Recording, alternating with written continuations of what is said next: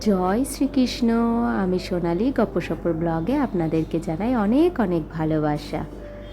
এতদিন বৃষ্টির পর আজ সকাল থেকে কি মিষ্টি রোদ উঠেছে দেখুন। দাঁড়ান একটু হাতে হাতে মেলে দিই।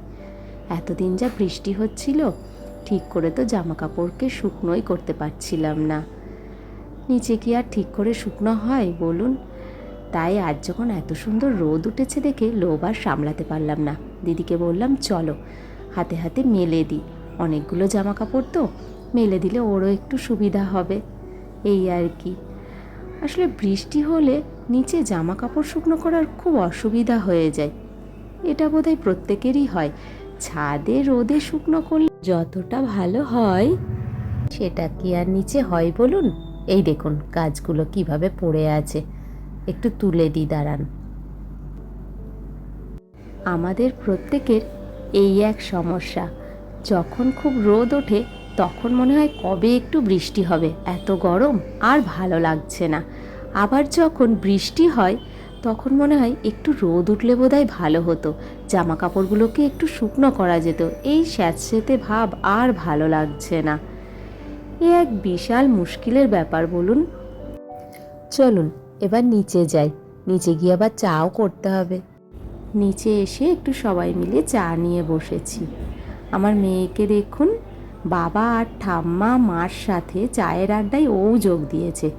এই সময় ওর পড়া থাকে, ওর ম্যাম আসে তো পড়াতে, তবে আজ আর পড়া নেই, আজকে ছুটি, তাই ও এই চায়ের আড্ডায় সামিল হয়েছে। এখন আবার উঠে যাচ্ছে, আবার স্কুলের বই গোছাতে হবে। চলুন, রেডিও হয়ে গেছে, এখন বেশ একা একাই রেডি হয়ে নেয়, এটাই এক ভালো হয়েছে।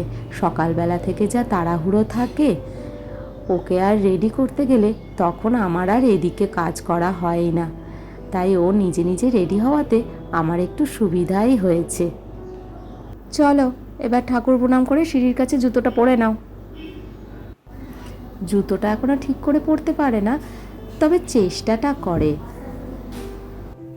বাসের জন্য অপেক্ষা করছে এখানে, একটু পরেই বাস এসে যাবে।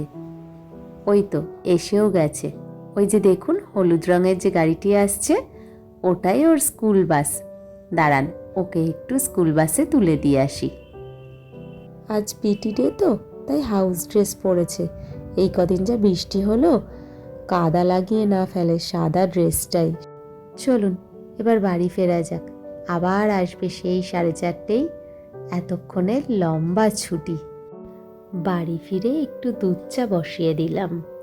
সকাল থেকে যা ঝড় বয়ে যায়, এই মেয়ের টিফিন করা, মেয়ে কি খাবে সেইটা রান্না করা, আমাদের টিফিন করা, তার মধ্যে চা হয় বটে, কিন্তু সে চা খাই না গরম জল খাই কিছুই বুঝতে পারি না। তাই মেয়ে স্কুলে চলে যাওয়ার পর একটু চা নিয়ে বসি।